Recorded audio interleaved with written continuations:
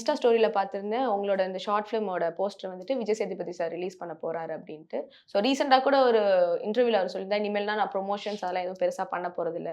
அப்டி இருக்கிற பட்சத்தில உங்களோட இந்த ஷார்ட் ஃபிலிம் அவர் ரிலீஸ் பண்றேன்னு ஒத்துக்கிட்டதுக்கான காரணம் என்ன? எங்களுக்கு அது ரொம்பவே ரொம்ப ஹேப்பியா இருக்கு. இப்ப நீங்க சொல்லி தான் எங்களுக்கு அந்த விஷயமே சத்தியமா தெரியும். ம். ஏன்னா ப்ரமோஷன்ஸ்லாம் அவங்க ஸ்டாப் பண்ணிட்டாங்கன்னுட்டு. நாங்க கேட்கும்போது ஒரு சில பேர்கிட்ட கேட்டோம். யார்கிட்ட போலான்னோனே உடனேவே சொன்னது விஜய் சேதுபதி சார் நல்லா இது பண்ணுவாங்க, ஹெல்ப் பண்ணுவாங்க அப்டின்னும்போது, இவங்களுமே சொன்னாங்க, "நீங்க பேசுறீங்களா? நான் பேசுறேனான்னும்போது, பிரீத்தியே சொன்னாங்க, "அக்கா நீங்களே பேசுங்க அக்கா சார் கிட்ட." அந்த மேனேஜர் தான் நம்பர் குடுக்குறாருன்னு ஒரு மேனேஜர் நம்பர் குடுத்தாரு. அந்த மேனேஜர் குடுத்துட்டு சொல்லாதீங்கன்னு சொல்லிட்டாரு. அப்ப நான் வந்துட்டு விஜய் சேதுபதி சாருக்கு கால் பண்றேன். "சார் வணக்கம் சார். இந்த மாரி ஆக்ட்ரஸ் விஜய் வைஷு. எனக்கு வந்துட்டு நான் ஒரு டிரான்ஸ்ஜெண்டரா இருந்து ஒரு ஷார்ட் ஃபிலிம் ஒண்ணு பண்ணியிருக்கோம். அதில திருநங்கையாவே காட்டாம ஒரு பெண்ணாவே ஃபுல்லா நடிச்சிருக்கோம் சார். இது ஒரு எக்ஸாம்பிளா மத்தவங்க சீரியலா இருக்கட்டும், படமா இருக்கட்டும் எடுக்கிறவங்களுக்கு ஒரு டிரான்ஸ்ஜெண்டர கேரக்டர் ரோலா குடுக்கறதுக்கு, டிரான்ஸ்ஜெண்டர் இல்லாம ஒரு பெண்ணா குடுக்கறதுக்கு ஒரு வாய்ப்புகள் இருக்கும் சார்ன்னு. "நல்ல கதை தான்மா" அப்டின்னாரு. "சார் நான் உங்கள பார்க்கலாமா?" அப்டின்னு கேட்டேன் ஃபர்ஸ்ட்டு. கேட்டதுக்கு வந்துட்டு கண்டிப்பா அவரு ஏதோ ஷூட் பிஸில இருக்காரு.